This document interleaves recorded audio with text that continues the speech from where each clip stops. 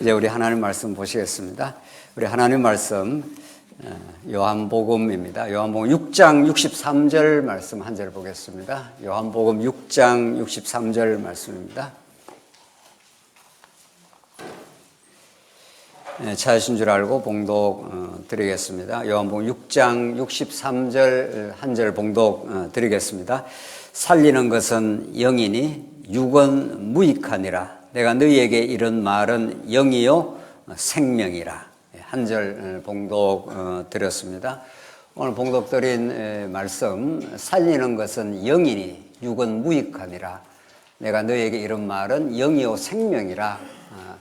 이런 예수님 말씀은 예수님께서 요한복음에서 하늘의 메시지를 전달해 주면 그 당대 땅에 속한 특별히 유대인들은 예수님의 말을 알아듣질 못합니다. 내 살을 먹고 내 피를 마시는 자는 영생을 가졌고 마지막 날에 내가 그를 다시 살리리니, 이게 5장 말씀입니다. 내 살은 참된 양식이요 내 피는 참된 음료라. 그러니까 내 살을 먹고 내 피를 마시라. 이게 이제 하늘의 영적인 말씀이기 때문에 유대인들은 이 말을 알아듣기가 참 어렵도다 이렇게 말합니다. 오늘 본문 앞에 60절에 제자 중 여럿이 듣고 말하되 이 말씀은 어렵도다. 누가 들을 수 있느냐 한데, 이러면서 60절에 예수님의 말씀이 어렵다고 합니다. 이 어렵게 느껴지는 예수님의 말씀이 당연합니다. 사실은 예수님 이제 십자가에 죽으시고 요한복음 마지막 부분에 부활하셔서 이제 성천하시고 그 이후에 하늘의 영을, 성령을 보내주셔야 드디어 예수님께서 하신 이런 말씀이 살리는 것은 영이니 육은 무익하다. 이 도무지 자연인은 이 말을 파악할 수가 없습니다. 예수님의 말씀을 여러분과 제가 이렇게 지금 깨닫는다든가 영적인 그 느낌을 갖는 것은 놀라운 은혜지, 자연인, 즉 아담 타락 이후 어머니 뱃속에서 육으로 난 자는 전혀 예수님의 영적인 생명의 말씀을 파악을 못합니다. 이 요한복음은 계속 예수님의 하신 말씀과 제자들까지도 또 그 당대 유대인들은 예수님 말씀이 참 어렵다 이렇게 말합니다. 예수님 말씀이 어려운 정도가 아니라 도무지 이해 불가능합니다. 결국은 나중에 성령이 역사하셔서 예수님이 하신 말씀이 육에 관한 말씀이 아니구나, 이 세상에 속한 말씀이 아니라 하늘 메시지고 신령한 하나님 나라에 대한 진리의 말씀이라는 걸 나중에 터득하게 됩니다. 나중에 그런 말씀으로 요한복음 꽉 들어차 있는데, 오늘 우리 지난 시간에 이어서 이제 교회 정책의 이제 실제에 대해서 좀 이제 거론을 하겠습니다. 우리 지난 시간은 이제 교회 정책의 이제 원리적인 측면을 지난 시간에 그 말씀을 드렸다면은, 오늘은 이제 실제를 우리가 터치를 하면서 복음적 깨달음을 얻어가도록 그렇게 하겠습니다. 우리 지난 시간 목차를 보시면은 문제 제기를 했고, 새 언약에 입각한 신약교회 정책의 성격. 이 정책이라는 게 좀 딱딱하게 느껴지지 않습니까? 우리가 이제 연말이 되어서 당회 워크샵도 하고 재직회와 워크샵을 하면서 내년에 교회 어떤 일을 우리 신앙의 역량 따라서, 주신 분량 따라서 해나갈까 하는 사업을 지금 계획 중입니다. 그걸 이제 교회 정책이라 일반적으로 표현을 하는 거죠. 그러나 이때 우리가 교회 정책이라는 세상에서도 뭐 정책을 얼마나 많이 말합니까? 나라에서도 나라를 경영하는 어떤 정책이 있을 거고, 회사에서도 회사의 내년도에 어떤 나름의 그 정책이 있겠죠. 이제 교회도 그런 정책을 세우는데, 의미상 그 똑같은 용어를 쓰고는 있지만 의미상 하늘과 땅으로 다릅니다. 그게 우리 지난 시간 우리가 교회 정책의 기초가 되는 새 언약에 근거해서 여러분과 제가 예수를 믿게 되었고, 십자가에 흘리신 보혈의 그 은혜를 깨닫게 되고, 이 땅에 찾아오신 이제 신령한 하나님 나라에 대한 이제 꿈을 꾸게 되는 겁니다. 그러니까 예수님이 이 땅에 오시지 않았으면은 육으로 우리가 지었기 때문에 육은 무익하니라. 예수님께서 이제 우리 처음에 말씀드린 대로 살리는 것은 영이니, 우리가 진짜 살아있는 생명은 영적 생명이고 육은 무익하다. 하나님 예수님께서 우리를 찾아오지 않았으면은 우리가 그냥 육적 삶, 사르크스라고 하는 헬라어로 그냥 죄덩어리입니다. 그냥 죄덩어리로 살다가 자기의 영광과 또 뭐 100년을 못 삽니다. 그걸 그냥 유지하고 보존하고 생존하고 발버둥 치고 그러다가 그냥 죽습니다. 그러니까 아무런 영적 유익이 없습니다. 그러니까 예수님이 우리에게 찾아오셔야 살리는 것은 영이니 했지 않습니까? 우리를 진짜 살게 하는 것, 사는 것 같이 사는 것, 이것이 우리가 새 언약의 성취로 예수님이 이 땅에 오셔서 이제 이루어진 일입니다. 그러니까 우리가 똑같은 용어를 그냥 우리가 소통을 위해서 쓸 뿐이지, 뭐 성경도 마찬가지 아닙니까? 성경에서 생명하면은 똑같은 생명이라는 용어를 요한복음에 쓰지만은 성경이 말하는 생명은 육적 생명이 아닙니다. 뭐 예수님이 우리 육적 생명을 잘 보존하게 하려고 오시지 않았습니다. 오히려 예수 믿고 많이 순교했습니다. 죽었습니다. 육적 생명은 예수님이 이 육적 생명을 지켜주려고 온 게 아니라 육적 생명은 영적 생명을 담는 그릇으로 일시적으로 잠정적으로 필요하기 때문에 그냥 있을 뿐이지 진짜 중요한 생명은 영생인 거죠. 자, 그래서 오늘 이제 교환은 보시면 그 교회 정책과 실제 복음적 의미, 우리 지난 시간 하다가 조금 이제 시간이 부족해서 남겨둔 부분인데 3-1 한번 보십시오. 교환을 따라가면서 보시면 됩니다. 새 언약의 성취로서의 이제 실제입니다. 이게 성도의 영적, 내면적 차원입니다. 그러니까 교회 일을 우리가 드러난 교회 일을 합니다. 이런저런 교회 구상도 하고 사업도 세우고 뭐 남전도에 여전도에 일도 이렇게 다 세우지 않습니까? 그게 세상에서 육적인 차원에서 우리 육적 자아를 더 과시한다든가 육적 자아를 빛나게 하려고 우리 교회를 하는 게 아니라 성도의 영적이고 내면적 차원을 성령께서 인도하셔서 교회에 어떤 일을 하더라도 그 영적인 깨달음과 그 성숙과 그 진정한 영적인 교류를 하게 하시려고 하나님께서 교회를 한다 이런 거죠. 그래서 여러분들 교환을 차근차근 한번 보십시오. 교회 정책은 실제화의 과정을 거칩니다. 이제 교회 내년에 어떤 선교 정책, 뭐 친교의 정책을 세우면 내년에 그런 일들을 하지 않겠어요? 실제로 어떤 일을 하게 됩니다. 교회 정책의 기초인 새 언약은 세상에서는 결코 알지 못하는 영적, 내면적 차원의 실제입니다. 이분이 중요한 거죠. 이 영적 감각이 없이 교회를 한다는 건 정말 그거는 다른 동네 이야기입니다. 영적 감각이 없이 교회 일을 자꾸 이렇게 뭘 한다? 이건 정말 교회를 세우는 게 아니라는 거죠. 고린도전서 2장 12절, 교환을 쭉 따라가시면 됩니다. 제가 읽어보겠습니다. 고린도전서 2장 12절 말씀입니다. 12절로 14절인데 우리가 세상의 영을 받지 아니하고 오직 하나님으로부터 온 영을 받았으니 이는 우리로 하여금 하나님께서 우리에게 은혜로 주신 것들을 알게 하려 함이라. 세상 영을 우리가 받지 않았다. 성령을 받았다 이 말이죠. 그것은 하나님께서 우리에게 주신 은혜로 주신 것을 알게 하려고 성령이 오셔야 은혜에 대한 감각이 생긴다는 겁니다. 성령이 우리에게 찾아오시지 않은 자연인은 은혜라는 말을 도무지 알지를 못합니다. 왜 내가 하는데 이렇게 되는 거죠. 조금 보십시다. 우리가 이것을 말하거니와 사람의 지혜가 가르친 말로 아니하고 오직 성령께서 가르친 것으로 하니 영적인 일은 영적인 것으로 뭐 한다고요? 분별한다. 이렇게 되어 있습니다.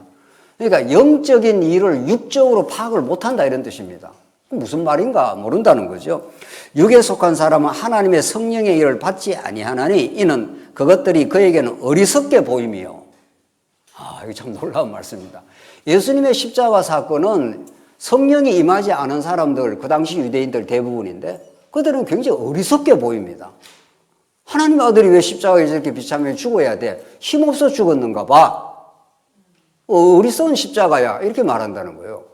그 십자가 속에 담겨있는 하나님의 능력, 하나님의 지혜, 하나님의 깊으신 사랑, 이게 십자가라는 방식을 통해서 하나님의 위대한 5대 속성이 온전히 드러나고 있는데 그들의 눈에는 안 보이는 겁니다. 예수 죽여 이런 거죠.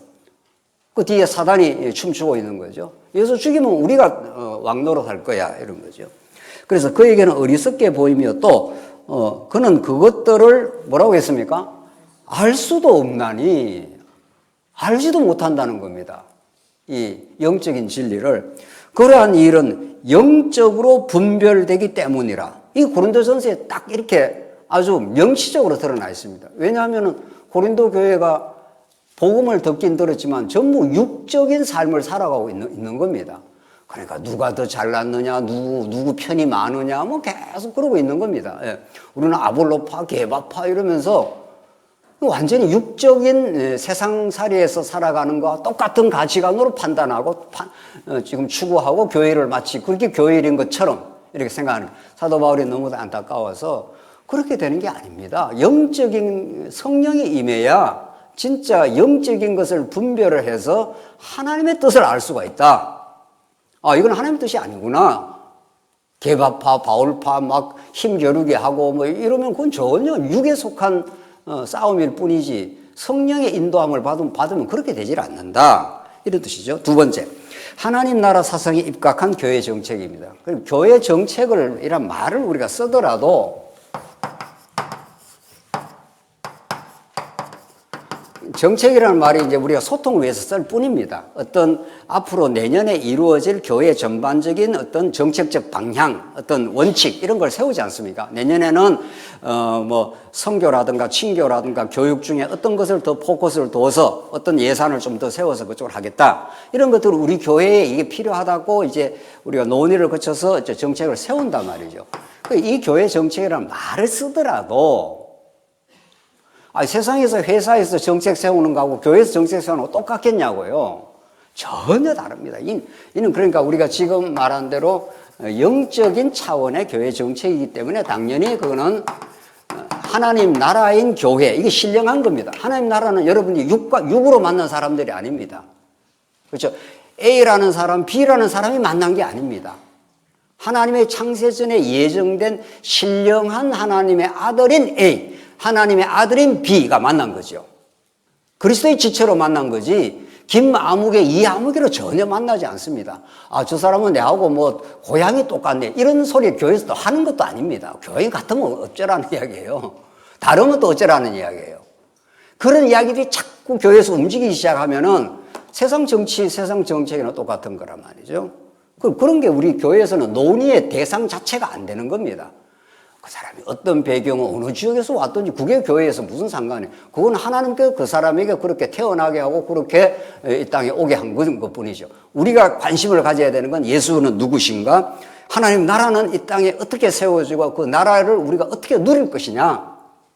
이런 것들이 교회 정책을 세우고 실제화 과정에서 그 실제를 우리가 검토를 하고 그걸 우리가 교회에서 추구하는 것을 하나님 나라인 교회라고 합니다.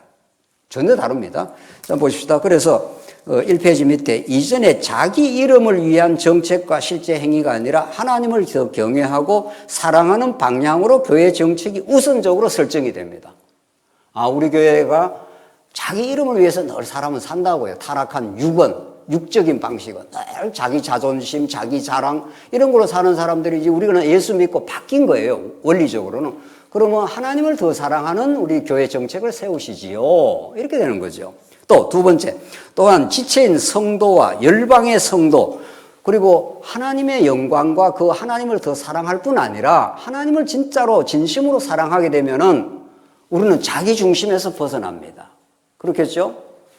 자기 숭배, 자기 찬양에서 벗어나서 하나님 앞에서 진정한 감사와 만족을 누리게 됩니다. 하나님의 은혜를 깨닫게 되면 그러면 자기 문제에서 많이 해방이 됩니다. 그렇기 때문에 자기 문제에서 해방되는 사람은 자기를 어떻게 하려고 막 전전긍긍 훨씬 덜 하게 됩니다. 그러니까 당연히 우리 지체를 사랑하고 지체로 우리 교회 안의 지체뿐만 아니라 이 교회 울타리를 넘어서 열방에 있는 지체까지 이제 우리 섬길 수 있으면 섬긴다. 이렇게 되는 거죠. 그렇게 이게 사랑이 흘러 이렇게 넘쳐가게 되겠죠. 그래서 열방의 성도들을 그리스도 안에서 성장케 하는 사랑이 중요합니다. 어떻게 해야 우리는 사랑을 하는 거죠? 우리는 다른 지체를 어떻게 해야 더 강건하게 성장케 하는 길을 우리가 도와주려고 하는 겁니다. 그 성도가. 그렇죠? 성장케 하려면 말씀을 공급해 줘야 되고 힘들고 어려우면 위로도 해줘야 되고 더 또 강건한 훈련도 받아야 되고 그런 길로 자꾸 우리 교회가 성장하기 위해서 교육 정책도 세우고 내년에 사경회를 이렇게 해서 우리 성도님들이 더 심도 있는 말씀을 좀 들었는 게 좋겠다. 친교도 그냥 친교를 하는 게 아니라 우리 성도님들이 말씀을 중심으로 말씀을 나누면서 더 좋은 친교가 이루어졌으면 좋겠다. 세상에서 이루어지는 그런 자기 자랑하는 그런 세상적 친교가 아니라 그런 친교에 대한 정책을 세우는 거죠. 그래서 우리 교회가 말씀을 깨닫고 우리 말씀이 넘치고 참된 기쁨이 넘치면은 우리 경계를 넘어서 열방을 향해서 복음도 전파되었으면 좋겠다. 그렇죠? 그게 하나님 나라 사상이 교회 정책에 반영이 되면서 우리 성도들이 우리 교회가 더 성장하기를 바라는 거죠. 2페이지 가고 싶죠. 에베소서 4장 13절로 15절 보겠습니다.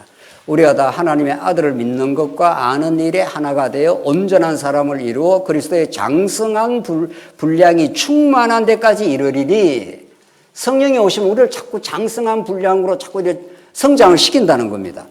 이는 우리가 이제부터 어린아이가 되지 아니하여 사람의 속임수와 간사한 유혹에 빠져 온갖 교훈의 풍조에 밀려 요동하지 않게 하려며. 그러니까 교회를 오시는 것은 교회, 극단적으로 말해도 교회를 만약에 조직교회, 이 지역교회를 안 와도 하나님이 택하면서는 천국은 가겠죠? 그러면 성장하지 않습니다, 그 사람은. 교회라는 것은 교회에 와서 서로 위로하고 서로 때로는 부딪히기도 하고 서로 약간의 갈등도 하면서 우리의 한계와 우리를 돌아보는 계기도 되면서 점점 장성한 분량으로 성장케 되려면은 조직교회라는 속에 이렇게 같이 엮어져야 성장이 되는 겁니다. 그러니까 혼자 성장하는 법이 없습니다.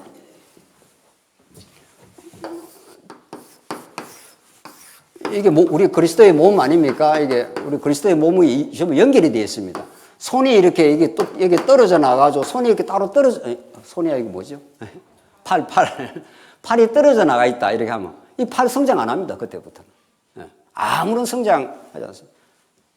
그래서 현대인들이 가난한 교회를 안 나간다는, 교회 나가봐야 문제도 많고 저 복잡한 일도 많고 이거 하라 저거 하라는 건 많으니까 그냥 인터넷으로 말씀 듣고 편하게 혼자 신앙생활 하겠다. 이런 성도들 점점 많아진다는 거예요. 그 사람은 성장을 포기한 사람입니다. 이미 이제 어린아이로 사는 거죠. 어린아이로 산다는 것이 그 사람 영혼에게 또 그것을 바라보는 영혼이 너무 안타까운 거예요. 여러분들 아기를 낳아놨는데 아기가 성장 안 하고 계속 너댓살 오줌 싸고 사고나 치고 옆에 사람하고 이렇게 원만하게 못 살고 계속 그런다 싶시다. 아기가 성장을 안 한다. 그것처럼 부모가 안타까운 일이 없겠죠. 성장을 한다는 건 어린아이의 가치관과 그때가 점점 벗어나는 겁니다. 강건한 청년이 되면은 자기중심적이지 않습니다. 애인을 찾아 나서는 겁니다. 부모의 사랑을 받으려고 맨날 그러지 않습니다. 성장하면은. 자기가 누굴 사랑하는 사람을 찾아 나서고 결혼하고 싶고 아이도 낳고 싶고 그래서 나도 죽도록 고생해서 아이를 위해서 사랑하고 점점 성장이 되겠죠. 교회는 그렇게 하려고 모여 있는 겁니다. 그렇게 하려면 서로가 깎여가는, 그렇게 하기 위해서 가정생활, 교회생활을 하는 겁니다. 교회는 이 땅에 완전하지 않습니다. 완전한 교회를 이미 꿈꾸는 것 자체가 이미 비성경적입니다. 완전한 교회, 새하늘과 새 땅의 교회는 예수님 오시면 완전히 이루어질 것입니다. 그러나 이 땅의 교회는 성장 과정에 있는 겁니다. 그러니까 어린아이처럼 살 것이냐 장성한 그리스도의 분량으로 살아갈 것이냐는 하나님이 주시는 것도 분복입니다. 그래서 내년도 교회 정책, 즉 교육, 예배, 친교, 봉사, 선교, 재정 등은 모두 하나님과 화평을 이루고 지체 간에 서로 사랑하고 성장케 하기 위한 제사장 나라를 세우고 세계 열방을 위한 말씀 전파의 사역을 위한 일들입니다. 그러니까 성도들이 자꾸 모여서 말씀을 듣고, 말씀도요 혼자 듣는 게 한계가 있습니다. 인터넷으로 말씀 못 듣습니까? 얼마나 들을 수 있습니다. 말씀 자체는. 그러나 그 말씀을 자기 방식으로 듣습니다. 인간은. 인간의 이 자기 방식적 흡수라는 게 누구나 그렇습니다. 똑같은 말씀을 전해도 오늘 예컨대 사사기를 전해도 듣는 사람들 이야기를 들어보면 다 다릅니다. 왜냐하면 자기의 고민, 자기가 고민하고 어떤 측면이 고통스러웠다가 사사기 말씀도 다 듣는 것도 아니에요. 그 중에 자기한테 딱 잘 들리는 말씀이 딱 꽂히는 겁니다. 그 외에는 그냥 스치고 지나가 버립니다. 그래서 한번 말씀을 좀 이야기해 보죠 하면은 들었던 방식이 다 다릅니다. 이거 똑같은 말씀을 하나 들었는데 왜 이렇게 듣는 이야기가 달라. 뭐 자연스러운 겁니다. 그래서 서로 이렇게 말씀을 나누어 보면은, 나는 이런 측면을 깊이 받아들였는데, 다른 지체는 저런 측면을 깊이 받아들였네요. 그것도 참 전해진 말씀 속에 포함이 되어 있네요. 이러면은 자기가 다 캐치를 못했던 것들을 다른 지체와 대화를 나누면서 더 풍성하게 말씀을 먹게 되는 거죠. 그래서 혼자 말씀 듣는 건 너무 위험합니다. 혼자 열심히 말씀 들으면 자칫하면 사이비가 되는 겁니다.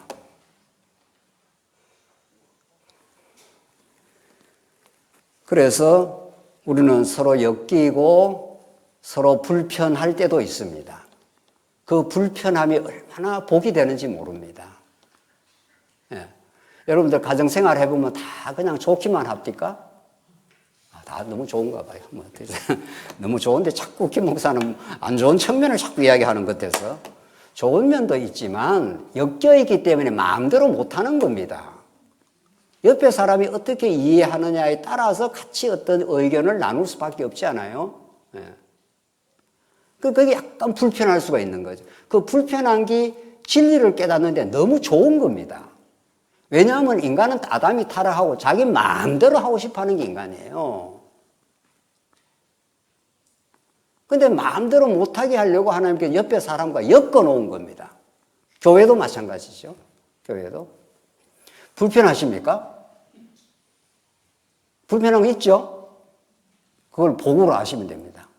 참 이게 참 불편한 게 있구나. 이렇게 엮여져 있으니까. 내 마음대로 이렇게 못하는 거구나. 거기에서 얼마나 깎이고 또 깎이면서 그리스도의 형상으로 하나님이 우리를 장성케 하십니다. 불편한 거 싫어 하면 나가면 되는 거죠. 혼자 살면 되는 거죠. 그게 얼마나 떨어져 나간다는 게 얼마나 그게 위험한 발상인지 모릅니다. 이게 이제 나가는 순간부터 이제 혼자 자기 마음대로 이제 하게 되는 거죠. 세 번째, 표면적으로 사람이 계획을 세우되 하나님의 주권적 인도하심을 믿고 하는 일입니다. 잠언 16장 9절 읽겠습니다. 사람이 마음으로 자기의 길을 계획할지라도 그의 걸음을 인도하시는 이는 여호와시니라. 이걸 우리는 1년 계획을 다 세워놨지 않습니까? 교회 정책을 우리 연말에 이제 거의 다 세워갑니다, 지금.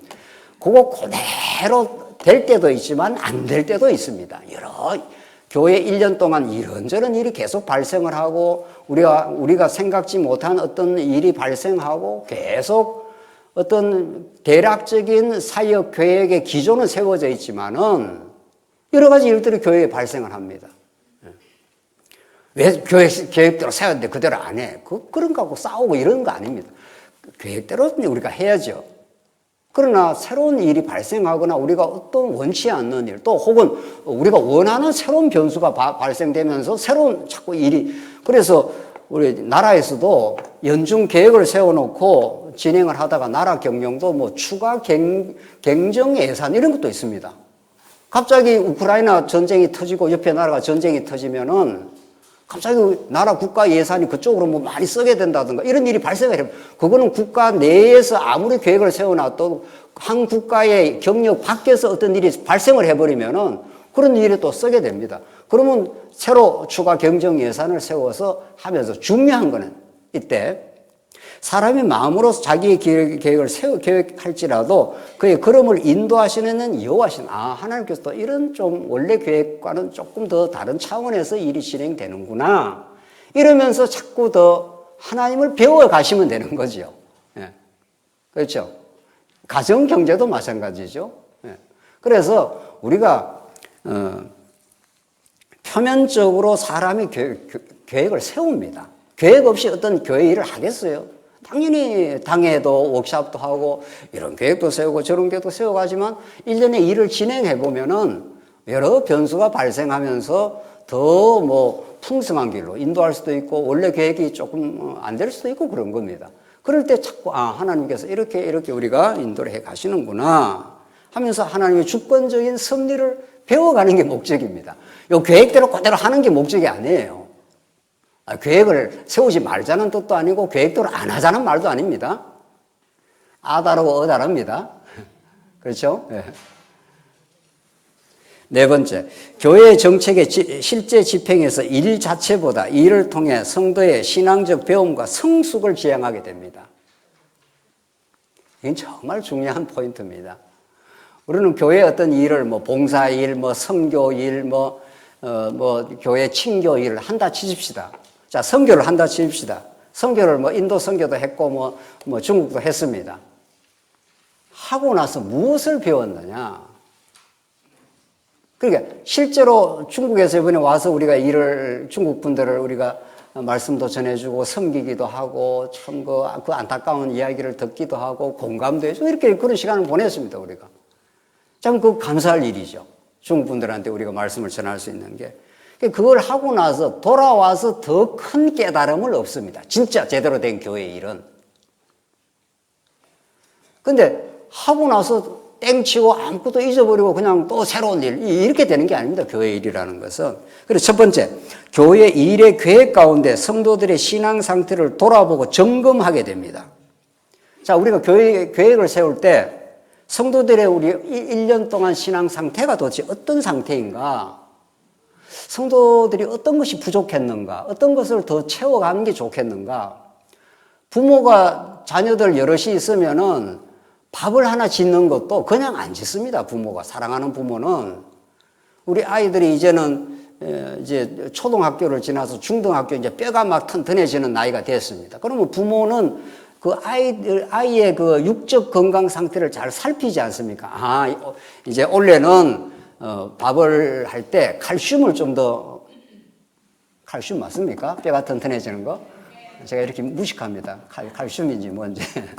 그러니까 이 아이가 막 뼈가 성장할 때니까 이제는 좀 칼슘이 들어있는 멸치 맞습니까? 예.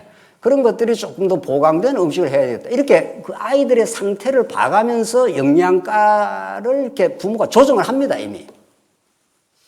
우리 노년에 속한 그 시부모님을 모시고 있다. 그런 분들한테 막 소갈비 해가 드리면 안 됩니다. 예. 갈비는 좀 드려도 됩니까? 그런 분들이 맞게 이렇게 맞는 음식을 해 드려야 노년에 그렇게 소화도 잘 되고 그런 거 하지 않습니까? 이게 보통 상호작용이 아닙니다. 교회라는 게 말씀을 전하는 것도 그렇고 교회 일을 하는 것도 신앙 상태를 면밀하게 살펴봐야 된다. 우리 성도님들의 신앙이 이런 부분이 더 좀 보완이 됐으면 좋겠다. 이게 목사가 하는 일이고 우리 장로님들이 하는 일입니다. 그런 영적 상태를 평소에 이렇게 살피지 않으면은 내년도 교회가 어디로 가야 되는지 어디를 더 방점을 둬야 될지 그런 감각이 없이 그때마다 그냥 해버리는 거죠. 그렇지 않습니다. 굉장히 예민한 곳입니다. 교회라는 게 가정하고 똑같기 때문에. 두 번째, 일의 집행 과정에서도 지체 간에 함께 협력하고 하나님의 인도하심을 배워갑니다. 일을 집행하는 그 과정에서 얼마나 우리가 신앙의 훈련이 되는지 모릅니다.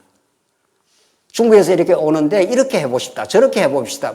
여러 가지 방안과 여러 가지 방법이 나올 수 있죠. 정책이라는 큰 틀만 이렇게 정해놓은 거 아니에요.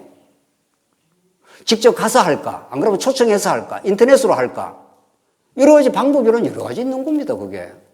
딱 하나로 정해져 있는 게 아닙니다. 그러니까 다양한 방법들을 가지고 같이 논의를 해보는 겁니다. 어떤 것이 우리 중국 성도들이 가장 유익할까? 그게 포인트가 돼야 됩니다. 어떤 것이 우리가 편하고 좋을까? 어떤 정책을 세울 때 우리 교회 중심으로, 자기 중심으로, 우리는 우리가 편한 대로 합시다. 이렇게 정해지면 진짜 그 복음을 받는 사람들에게 유익하지 않겠죠. 그러니까 이 정책을 세우는 과정 자체가 이미 여러 가지를 검토를 하는 거죠. 세 번째, 일 마친 후에 신앙적 평가입니다. 하나님을 더 배우고 성도를 사랑하게 되었는가? 진짜 이건 이제 마지막 중요한 겁니다. 어떤 일을 하고 나서 일을 시큰 했습니다. 뭔가 일을 했습니다. 교회에서 여러 가지 봉사를 했습니다. 봉사를 했는데 오늘 사사기에서 말씀 배운 것처럼 삼손이 1000명을 나귀 턱뼈로 죽이고 내가 죽였도다 이러고 있으면은 그게 신앙적 평가가 제대로 된 겁니까? 그걸 망한 거 아니에요, 그거는. 실감이 잘 안 나는가 봐요. 망했다니까. 그러니까 실컷 일해놓고 나서 내가 했다. 내만큼 일 잘해본 사람 나와봐. 이러면 일을 한 게 아닙니다. 완전히 비신앙적인 일을 한 겁니다.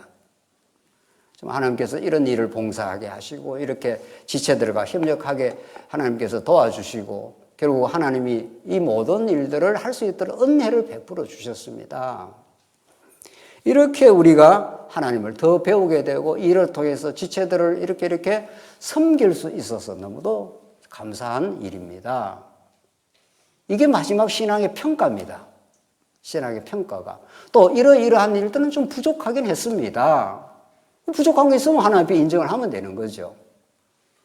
언제나 평가에는 부족함을 인정하게 되고 하나님이 도와주시고 은혜 베푸는 것에 감사가 넘치고 그러니까 부족한 걸 인정했을 때 다시 회개하게 되고 더 성숙하게 될 거고 어떤 일이 좀 이루어졌을 때는 그게 하나님이 하신 일이라고 감사하게 될 거고 이래저래 우리는 하나님의 은혜를 누리게 되는 겁니다. 부족한 거 인정도 안 해. 자기가 잘했다고 공치사해. 이렇게 되면은 그게 교회 일을 한 게 아니죠. 그 교회 일을 한 게 아니에요. 그 사람은 교회 정책을 따라 한 게 아니라 세상 정책대로 그대로 하는 겁니다. 육은 무익하다 했습니다. 영은 살리는 것이니 성령의 인도가 절대적인 겁니다. 그게 새 언약의 성취로 오신 성령의 하나님이 하시는 일입니다. 네 번째, 교회 정책의 실제입니다. 첫 번째, 각 위원회에 다양한 사역들이 있습니다. 우리 교회에 여러 위원회가 있지 않습니까? 예. 우리 장로님 말할 것도 없고, 안수사님, 우리 권사님들까지 총무로 다 들어있습니다.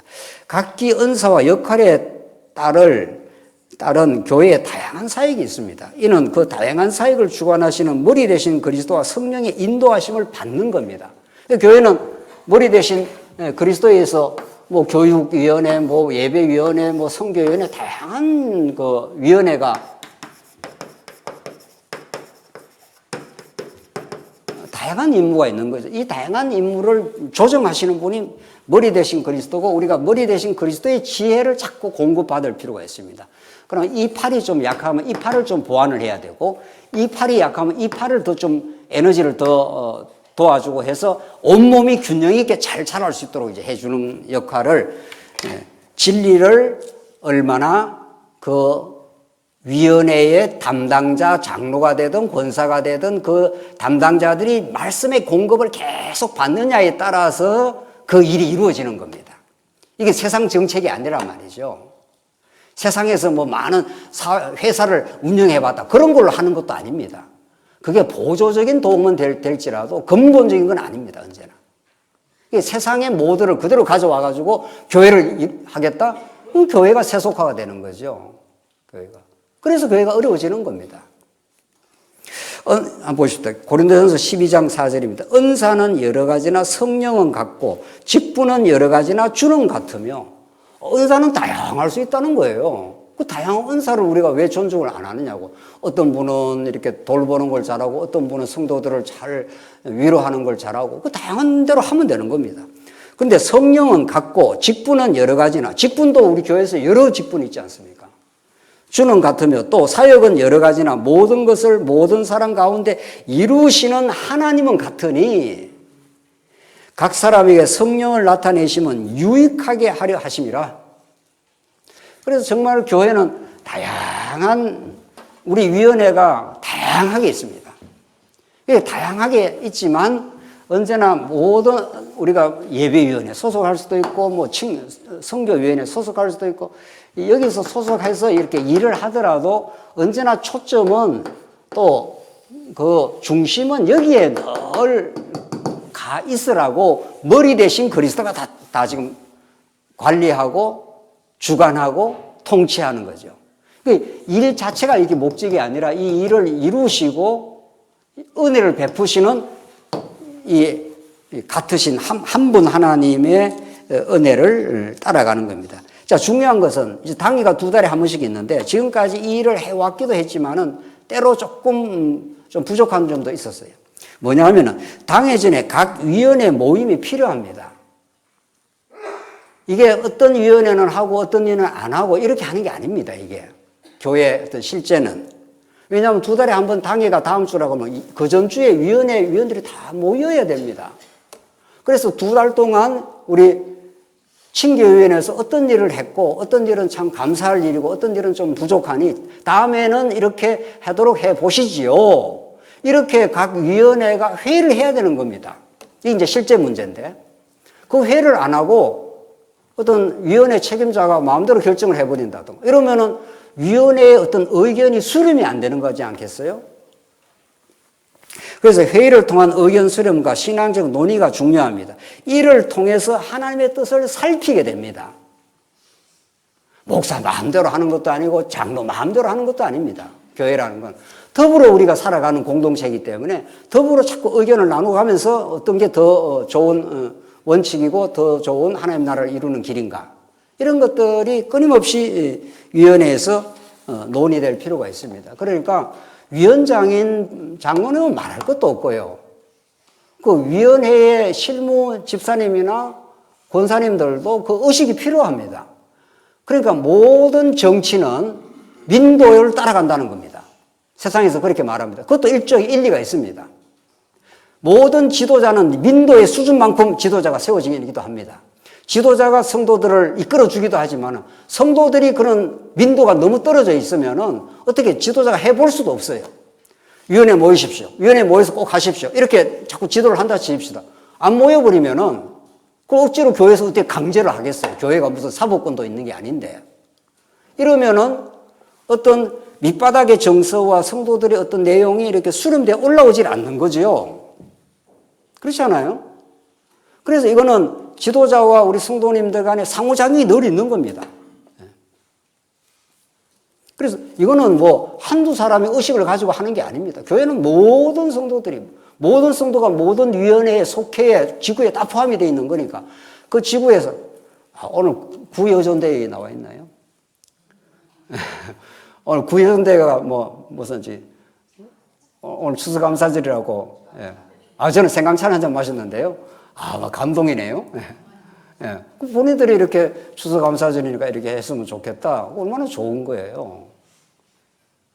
그래서 각각의 지도자는 큰 교회에 나갈 정책과 방향, 이런 것들을 아무래도 말씀의 큰 원리에서 비추어서 하지만 성도들이 자꾸 이렇게 위원회도 참석하시고 속회도 참석하시고 지구도 참석하시고 자꾸 참석해서 좋은 이야기를 같이 이렇게 나눠가는 겁니다. 그런 일들이 우리 교회의 신앙의 성숙 상태라고 봐야 되겠죠. 나는 뭐 그런 거 참석 안 해도 뭐 교회 잘 굴러가겠지 이러면 교회가 굴러가지요. 안 굴러가겠어요. 그분이 참석 안 한다고 해서. 그러나 교회가 성숙되게 굴러가는 건 아니죠. 교회가 세워져 가는데 교회가 성숙되게 되지는 않는 거죠. 왜냐하면 뭐 여러 사람들이 참석을 안 해버리면은 그러면 한두 사람의 어떤 의견에 의해서 뭐 갈 수밖에 없습니다. 그거는. 그렇게 갈 수밖에 없는 거예요. 그게 우리 교회에 주신 믿음의 분량이라고 봐야죠. 그걸 우리가 불만할 이유는 없는 거예요. 우리 하나님께서 그렇게밖에 아직 믿음을 안 줬으면 그렇게 가는 거죠. 그러나 우리는 더 그리스도의 장성한 분량을 향해서 더 성숙을 향해서 어린아이와 같이 되지 아니하고 어린아이는 맨날 남 탓하거나 맨날 뭐 불평불만하거나 그런 좁은 세계관에 산다면 성숙한 사람은 자꾸 남을 탓을 하는 게 아니라 더 하나님의 뜻에 성숙한 뜻을 향해서 성도들을 지지하고 성도들을 자꾸 성장의 길로 인도해주고 더 격려하고 이렇게 되겠죠. 우리는 그런 교회가 되기를 바라는 겁니다. 그런 하나님 나라를 누리기를 바라는 겁니다. 우리는. 이거는 굉장히 절실한 겁니다. 이 어린아이에서 성장으로 가는 이 길이 험난합니다. 어린아이가 어디 하루아침에 쭉 자라지 않습니다. 깨지고 넘어지고 사고 나고 친구들하고 싸우고 그 과정을 다 거치면서 초등학생이 지나가고 중등학생 지나서 사춘기 때 사고 치고 집 나가고 뭐 별일이 다 집을 안 나가봐서 잘 모르시는 모양인데 별일 다 있는 겁니다. 성장하는데 그 진통을 다 겪어가면서 성숙에 이르면 어엿한 청년이 되면은 부모가 보기도 늠름하고 아이고 네가 참 이제 군에 갈 때가 되니 너무 감사할 일이다 이런 거죠. 군에 간다는 건 이제 부모 딱 떠나가지고 자기 일을 쳐나가는 사람이 됐다 이 말. 신앙이 그 정도는 돼야 이제 그 정도는 되면은 내버려 아무데나 내던져놔도 척척 일을 믿음으로 잘 감당하지 않겠어요? 그래서 이 예수를 안 믿다가 예수 믿는 것도 놀라운 드라마틱한, 이건 정말 드라마틱한 하나님의 은혜지만은, 어린아이 같은 신앙에서 장성한 분량으로 자라는 것도, 이것도 엄청난 드라마틱한 하나님의 경륜입니다. 네. 여러분과 제가 그 길을 가기를 원하는 거죠.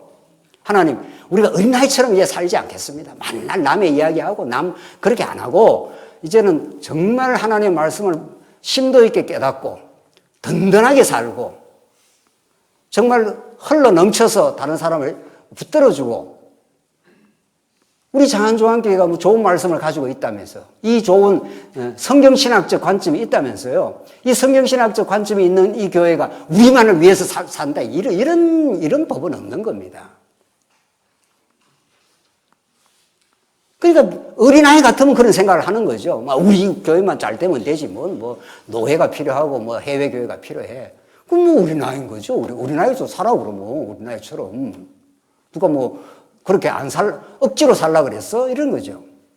그러나 우리가 정말 좋은 관점을 가지고 풍성한 말씀을 누린다면, 우리가 성장하면 그렇게 그냥 살 수가 없어요. 절대로 그렇게 사라지질 않습니다. 4-2 속회의 영적 기능입니다. 위원회는 그렇고 속회로 들어가고 있어요. 속회의 영적 기능이 있는데, 속회는 동년배 성도들을 위주로 친교를 중심으로 이루죠. 그렇죠? 우리 요즘에 뭐 1남전대, 2남전대, 1여전대, 정말 속회가 정말 복원이 되어서 너무도 잘 진행 중입니다. 그런데 교회 친교는 기본적으로 말씀 나눔을 중심으로 하는 친교 모임입니다. 제가 지금 교환을 읽고 있습니다. 잘 보십시오. 3페이지. 말씀 나눔이 전제되지 않는 친교는 머리 대신 그리스도의 통치를 받지 않는 세속적 교제로 흐를 위험이 있습니다. 언제나. 말씀 나눔이 늘 이렇게 깔려 있고, 그것이 기본이 되어 있고, 그것이 늘 그런 풍토가 잡혀 있지 않는 친교가 되면은, 그 말씀 나눔이 이렇게 베이스에 안 깔리면은 그냥 세상 이야기를 할 수밖에 없지 않습니까? 만나가고 입 다물고 그냥 있을 수도 없고 말이죠. 앉아갖고. 그러니까 자기가 경험한 거 이야기를 할 수밖에 없어요. 네. 자기가 경험한 걸 이야기할 수 있는 겁니다. 우리 교회라는 거는. 그것도 하나님의 섭리니까 말이죠. 내가 지난 일주일 동안 이런저런 뭐 사람도 만나고 이런저런 일도 경험했다. 그걸 왜 말 못합니까? 그걸 말할 수 있습니다. 왜? 하나님의 섭리였기 때문에. 그러나 그 어떤 경험을 이야기하더라도 그것이 서로가 공감을 일으키는 말씀을 중심으로 말씀 나눔이 베이스로 깔려 들어가면서 그 이야기를 하는 건 좋은 겁니다. 자, 보십시다. 성도들의 다양한 삶의 경험이나 어려움과 기쁨을 나누되 말씀 깨달음을 중심으로 하는 그리스도 중심적인 친교를 지향한다. 이렇게 되어 있습니다. 이게 교회 정책이에요. 이게 교제를 바라보는 말씀 중심의 교회 정책이, 이렇게 우리가 이번 당회에서 방향을 잡은 거예요. 큰 방향을. 성도님들이 자기 경험을 이야기해야지, 그러면 남의 경험을 이야기하겠습니까? 우리가 만나면. 자기가 직장생에서 이런 어려움도 겪었다. 직장에서 승진도 했다. 뭐 다 좋은 거예요. 다. 어려움을 겪었으면 겪은 대로, 좋은 일이 있으면 좋은 일인 대로. 그런데 그게 말씀에 의해서 통제되거나 말씀에 의해서 여과되지 않으면 이제 그때 문제가 생기는 거죠. 하나님의 말씀에 의해서 말씀에 늘 베이스가 깔려 들어가면서 나는 이런 직장에서 어려움을 겪었고 이런 좋은 일이 있다. 그럼 다 좋은 거예요. 다 좋다기보다 다 할 수 있는 거라고요. 우리 교회에서 어떤 일. 그리고 말씀이 늘 베이스에 깔려 들어가는 사람은 직장에서 어려움을 겪은 거 있으면 옆에 있는 지체가 위로를 해줄 수가 있는 거죠.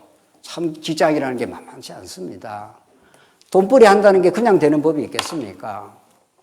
정말 먼저 겪은 선배가 있다면은 그 중에서라도 더 진하게 겪은 분이 있지 않아요? 그러면 그걸 위로를 해줄 수가 있죠. 그럴 수 있습니다.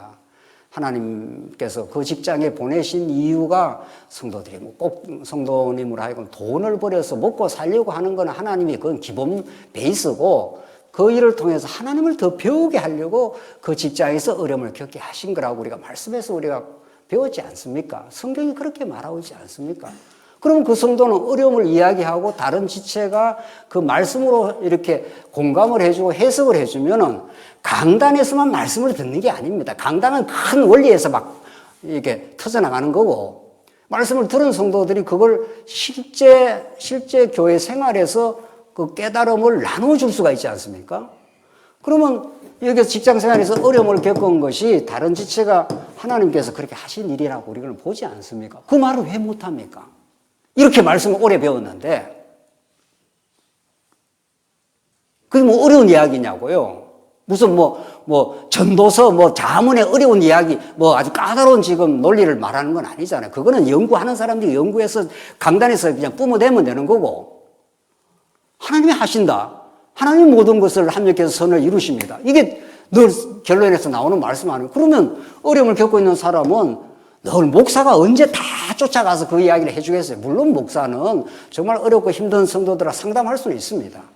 그러나 이 200명이 넘고 아이들까지 치면 300명이 다 하는데 그걸 언제 어느 천년에 다 하냐고요. 옆에 있는 성도가 할 수 있고 옆에 있는 권사님들이 장로님들이 할 수 있는 거죠. 그거는. 그리고 그게 더 효과적입니다.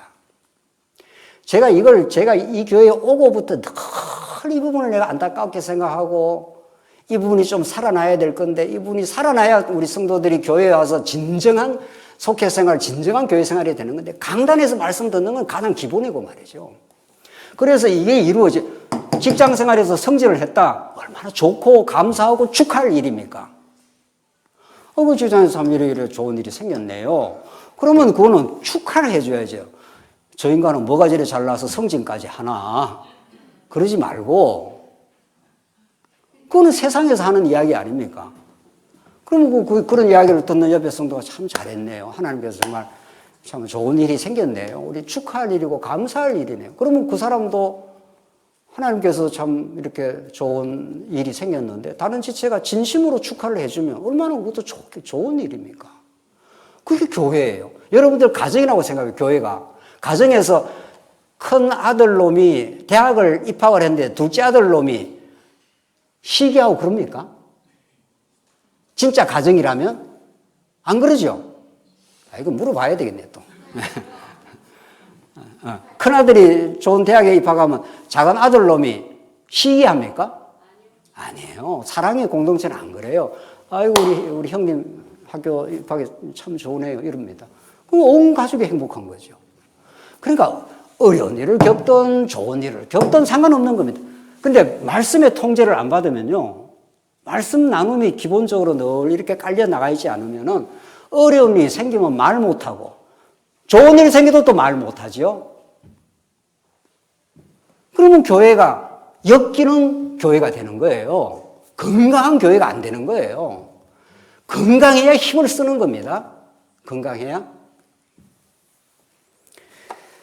요한 1서 보십시다. 요한 1서 1장. 우리가 보고 들은 바를 너희에게도 전함은 너희로 우리와 사귐이 있게 하려 함이니 우리의 사귐은 그 다음 보십시오.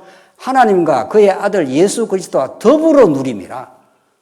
A와 B가 이렇게 사귀는 게 아니라 그 안에 누가 있다는 거예요.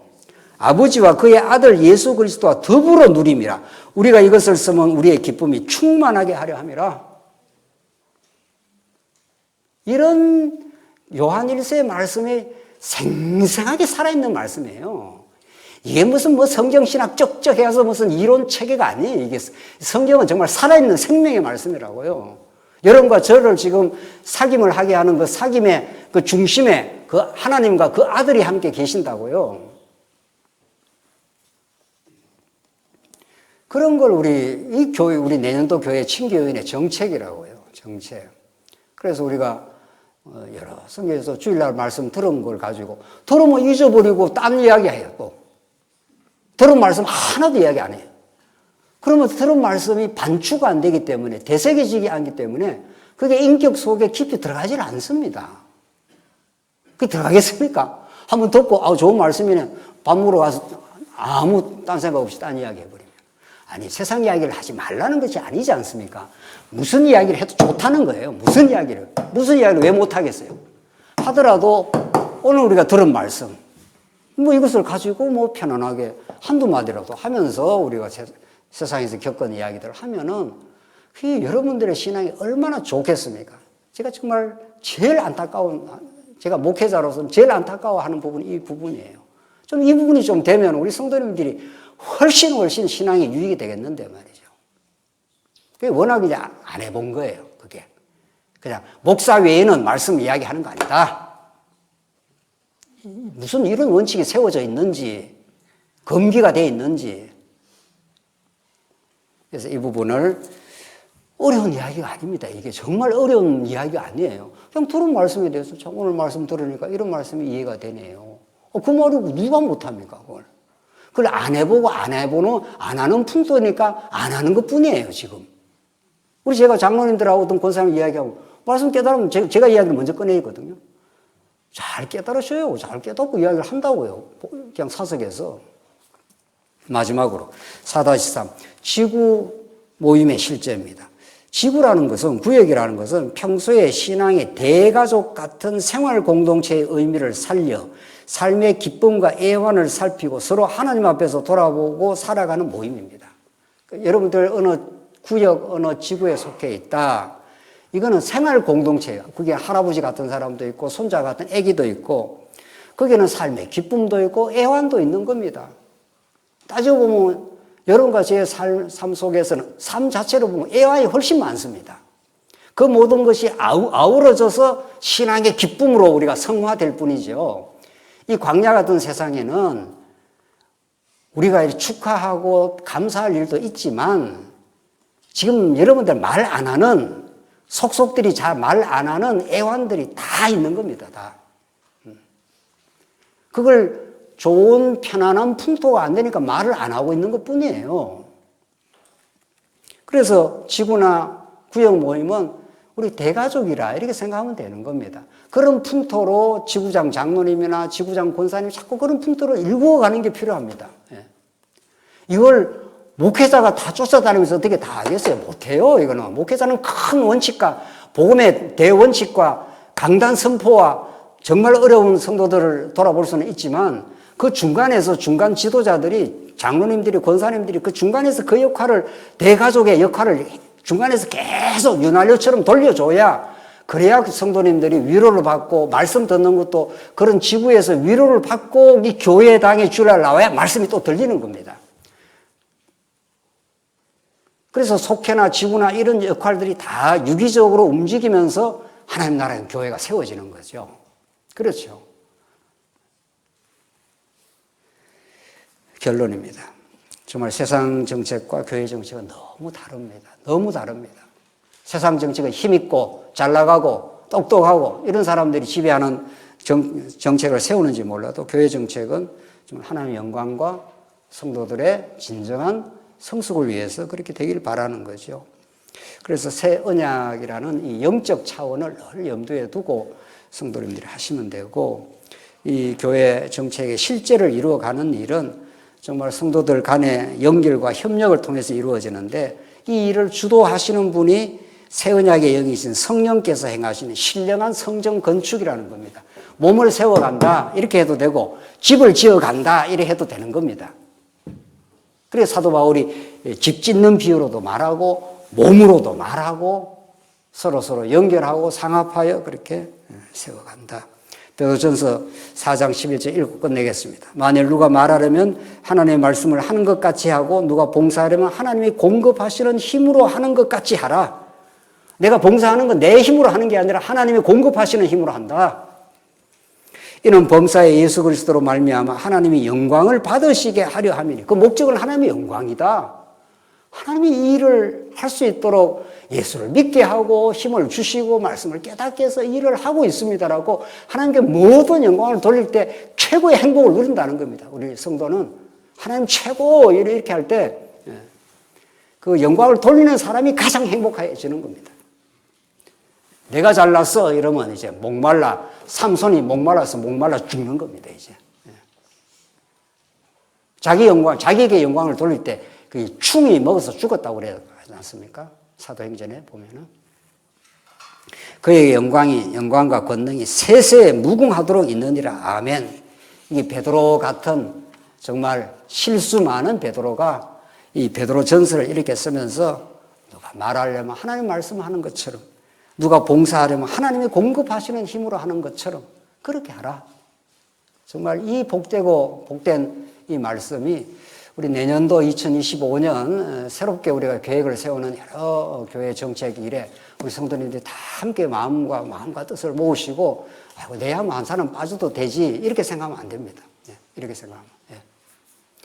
어제 누군가 이렇게 집을 짓는 비유를 말하는데, 집을 지을 때 못 하나가 없어도 집을 못 짓는다고 합니다. 그 말이 맞는 겁니다. 못이 들어가야 될 때 썩가래하고 뭐 기둥하고 연결시키는데 보이지 않는 못이 하나 딱 들어가야 집이 세워진다고 합니다. 여러분과 저는 하나님의 영광을 위해서 이 땅에 태어났고, 여러분과 제가 있는 그 자리가 가장 복된 자리입니다. 너무도 소중한 자리에 여러분과 제가 와 있는 겁니다. 그 기쁨을 진정으로 누리는 신앙생활 되시기 바랍니다. 기도하겠습니다. 하나님 아버지 은혜를 감사합니다. 이렇게 우리가 한 지체로 그리스도의 몸된 지체로 불러주셔서 참 감사합니다. 내년도 이모저모로 우리 교회가 강건하게 성장되기를 바라는 마음으로 우리 교회 정책도 세우고 오늘 실제에 대해서도 우리가 나누었습니다. 이 말씀이 우리의 참된 힘이 되게 하시옵소서. 예수님 이름으로 기도하옵나이다. 아멘.